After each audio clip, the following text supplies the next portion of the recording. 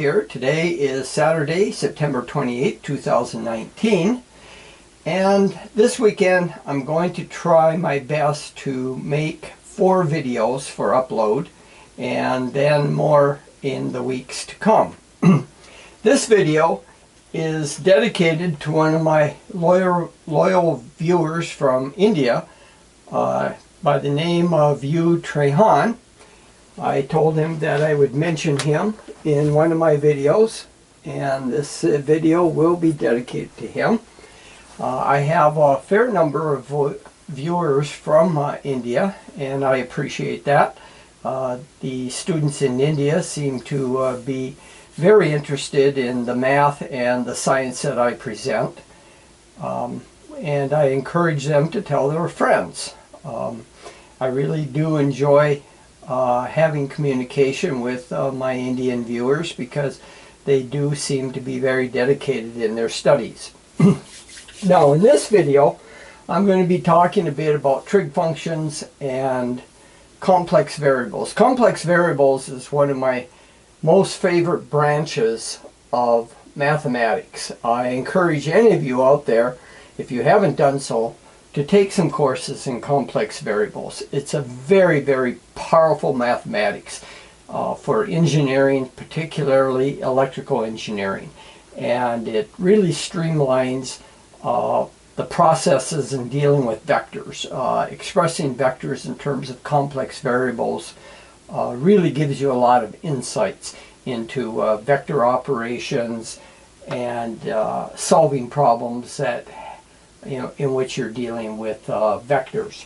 Now, I was playing around with ellipses and other things the other day, and I came across a problem where I was manipulating using complex variables, and a trig identity fell out that I wasn't familiar with or really wasn't consciously aware of in the past, and I haven't really seen it published anywhere. And I'm going to show you how I came about discovering this particular trig identity. It's fairly simple, and what the trig identity is we know that the tangent of x is the sine of x over the cosine of x, and it turns out this is equal to the sine of 2x over 1 plus the cosine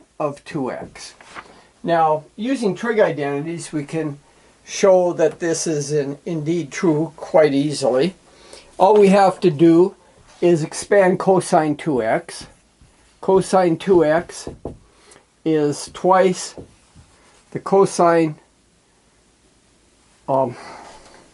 sorry, that's the wrong identity. That's going to be for the sine of 2x.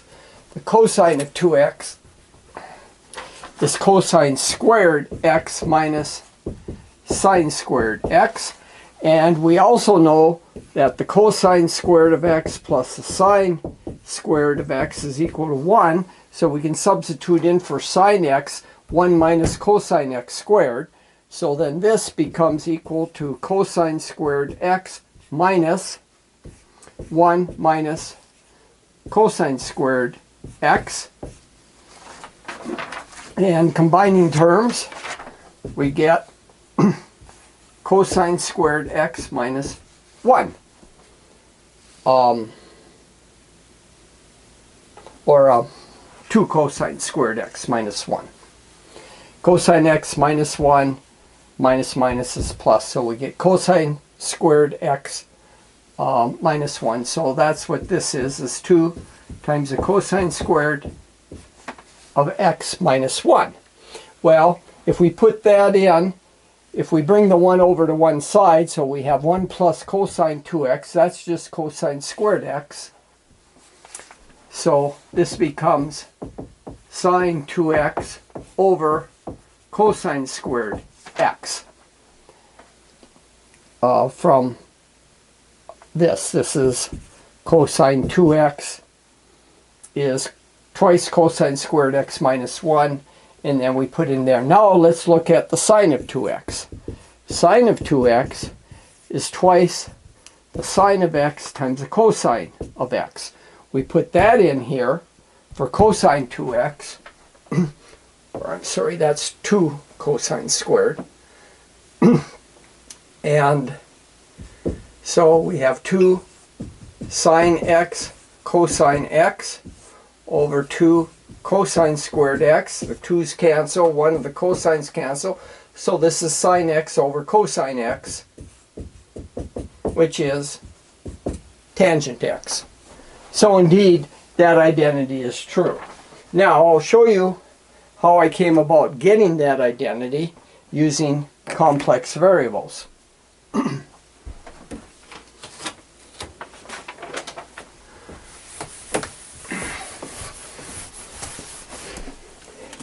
Now, in using complex variables in conjunction with trig functions, the most important identity that you have in complex variables is called the Euler identity. It takes you from a complex exponential into a form of complex variables that involves trig functions. It's a very famous identity and might be the most important identity of all in mathematics. It's called the Euler formula or Euler identity, E-U-L-E-R. And the Euler identity is e to the I x equals cosine of x plus I sine of x.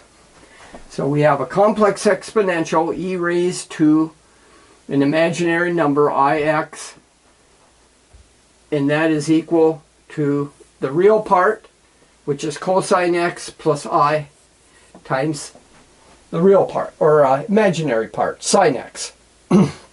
Now, we know that the magnitude of e to the ix is equal to 1, and we can easily see that is the magnitude of a complex number is the square root of the sum of the squares of the real part and the imaginary part. So we have cosine squared x plus sine squared x square root.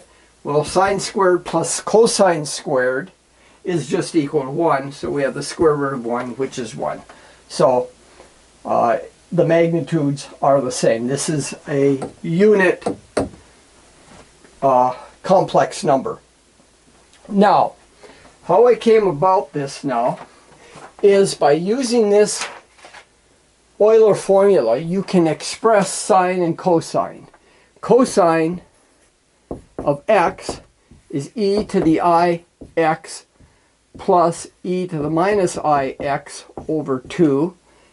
And the sine of x, these are pure real numbers, would be e to the ix minus e to the minus ix over 2I.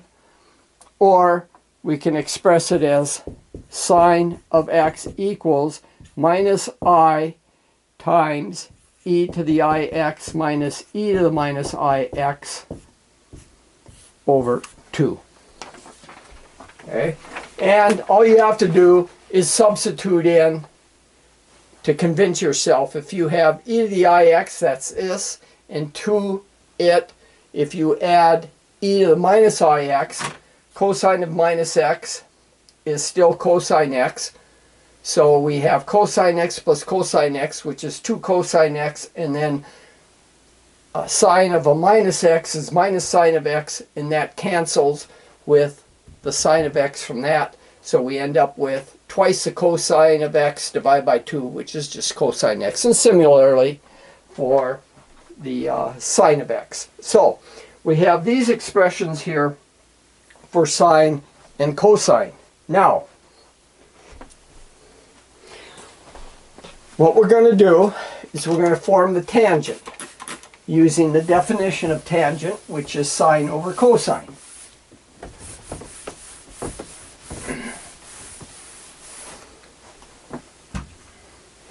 So, tangent x is sine x over cosine x. So I'm going to put in the complex form, sine x divided by cosine x. Well, sine of x is e to the ix minus e to the minus ix over 2 times a minus I.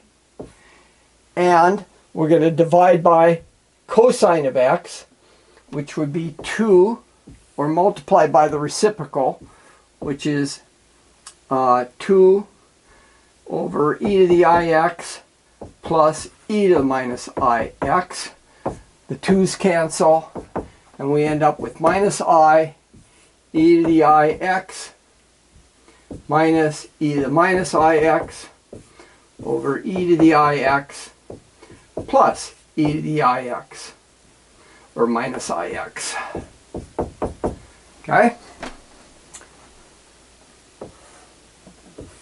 So, what I'm going to do is I'm going to multiply numerator and denominator through by e to the ix. So, by properties of exponents, e to the a times e to the b is e to the a plus b. So, if I multiply through by e to the ix, then we get a minus I. E to the ix times e to the ix is e to the I2x, and then e to the ix times e to the minus ix, the exponents cancel, and so we get e to the 0, or 1, and the same in the denominator.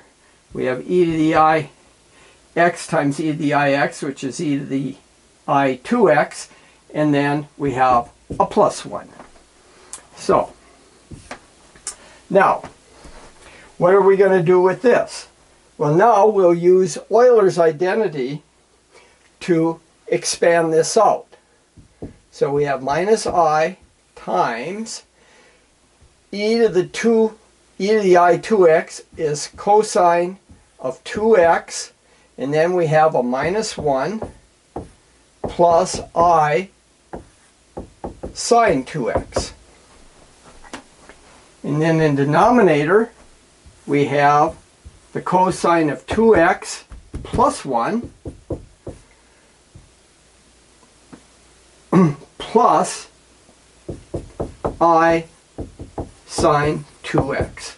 Okay, expanding this out. E to the I2x is cosine 2x plus I sine 2x, and then we have a 1. So we combine the 1 with the real part and leave the imaginary part alone. Now, what do we do with this? Well, we use a little shorthand notation here so that we don't end up with too big of a mess. And I'll show you what I do. This is typically what I do when I'm solving a lot of math problems, is I make substitutions so that I reduce the amount of writing that I need to do. And I'll show you how that goes here.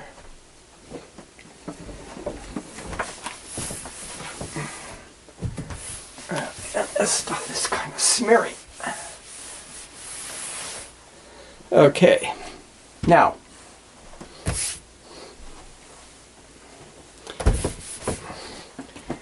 so let's write this form. So far we have this, minus I times the cosine of 2x minus 1 plus I sine of x over cosine 2x plus 1 plus I sine of x.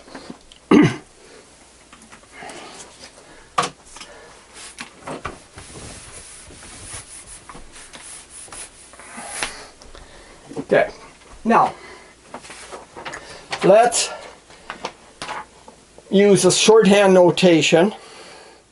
I'm going to let u1 equal the cosine of 2x minus 1, and u2 equals the cosine of 2x plus 1, and v is sine of x, or sine of 2x. These have got to be 2x. I got that wrong.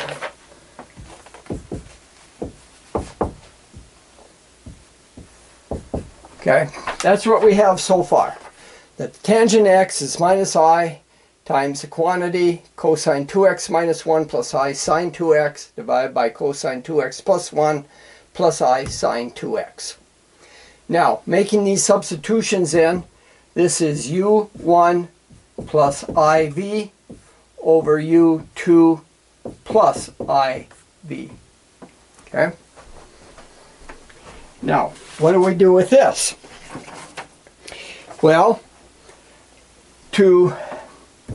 normally when we're dealing with the ratio of complex forms, we like to make the denominator a real number. And we do that by multiplying the numerator and denominator by the complex conjugate of the denominator. The complex conjugate of u2 plus iv is u2 minus iv. So this is u2 minus iv and u2 minus iv. Okay, now we treat complex numbers just like we do any other number, except that we need to keep our imaginary and real parts separate, and that happens naturally because of the complex, the pure complex number I. So multiplying through, this becomes u1 times u2 minus iv times plus iv. So we have a minus I squared, which is a plus 1, because I squared is minus 1 and a minus I squared gives us a plus 1. So this becomes now tangent x is equal to u1 u2 plus v squared. That's the real part of the numerator. Now the imaginary part arises from the cross products. We have iv times u2 minus iv times u1, so we can factor a minus v out, or a minus iv out. So this becomes, or let's make it plus. So we have plus v times u2, so this is u2 minus u1.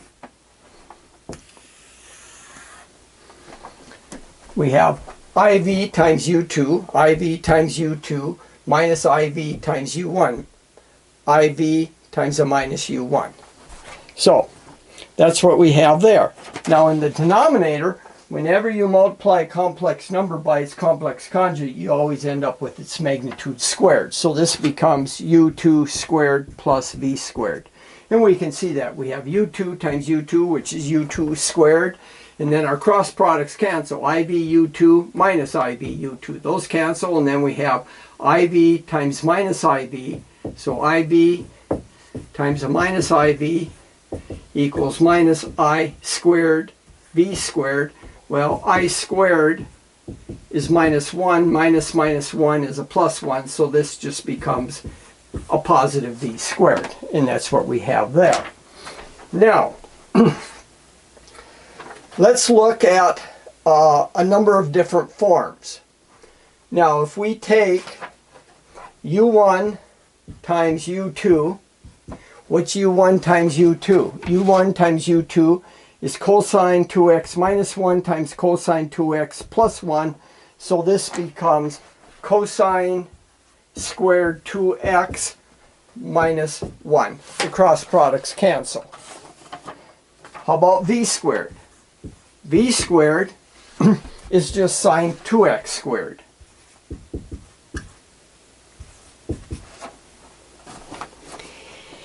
Now, how about the form u1 u2 plus v squared? Well, u1 u2 plus v squared is cosine squared 2x minus 1 plus sine squared 2x. Well, what's cosine squared plus sine squared? That's positive 1, and we subtract 1, so this is identically equal to 0. So this first part goes to 0. Now, what do we have? What's left? Well, we have iv times u2 minus u1. Well, u2 minus u1 is cosine 2x plus 1 minus cosine 2x plus 1. The cosine 2x's cancel, and we end up with 2. So this becomes IV times U2 minus U1, which is just a positive 2, divided by U2 squared plus V squared.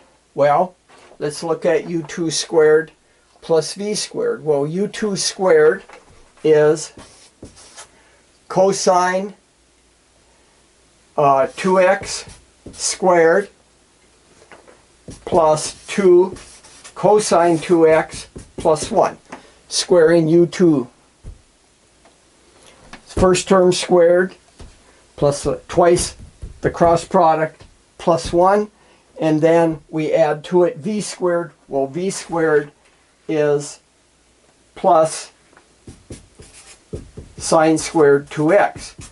Well, we have a cosine squared plus sine squared. That is equal to 1. And then we add 1, so we get 2. So this becomes 2 times the cosine of 2x plus 2, or 2 times cosine 2x plus 1. So then, in the denominator, we have 2 times the cosine of 2x plus 1. That's what U2 squared plus V squared is. Our 2's cancel. What's V?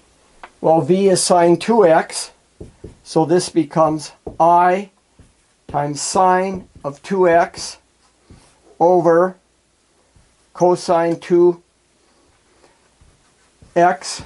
plus 1. I forgot to carry my minus I along. Let's just put this, to keep it all correct, we can just divide our tangent by minus I. Then it's equal to all this. So, tangent of x over minus I gives us this. And if we cross product, take our minus I across, so we get tangent x equals minus I times I sine 2x over cosine 2x plus 1. Minus I times I squared is minus 1 times a minus 1, so this is just positive 1. So there's our identity. So there you have it. That's how I came about finding this identity, that the tangent of x is a sine of 2x over the cosine of 2x plus 1, where I was just the other day playing with complex numbers.